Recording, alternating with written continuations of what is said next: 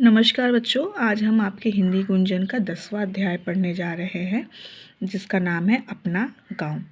इस पाठ में गांव के बारे में, वहाँ की सुंदरता के बारे में, वहाँ के रहन सहन के बारे में बताया गया है।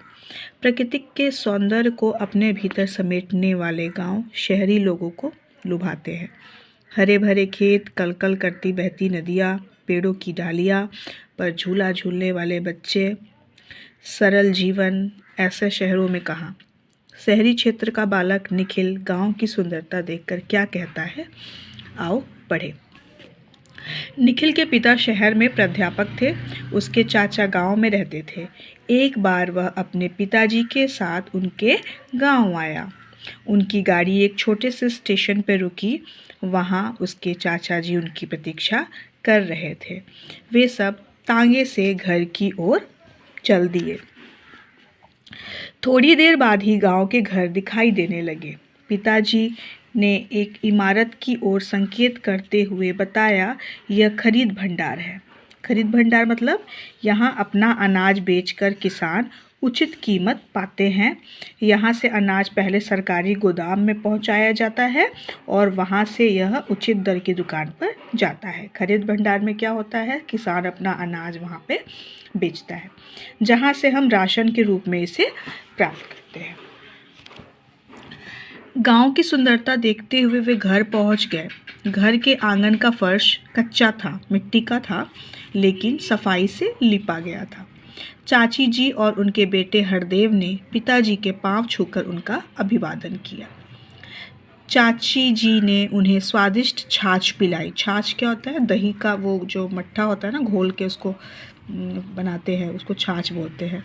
छाछ पीकर निखिल हरदेव के साथ नहाने चला गया। ठीक है। ठंडे पानी से नहाकर निखिल को ताजगी का अनुभव हुआ। फिर हरदेव निखिल को अपने खेत पर ले गया। वहाँ छोटी छोटी क्यारियों में भिंडी, करेले, टमाटर के पौधे लगे थे। लौकी की बेल पेड़ से लिपटी थी। निखिल ने नींबू के पेड़ का पत्ता तोड़कर सूंघा। उसमें से नींबू की सुगंध आ रही थी। क्यारियाँ देखकर उसने पूछा, भैया, हमारे घर के पीछे खाली पड़ी जगह में क्या हम सब्जियां उगा सकते हैं? तो उसके भाई ने क्या बोला, हाँ क्यों नहीं।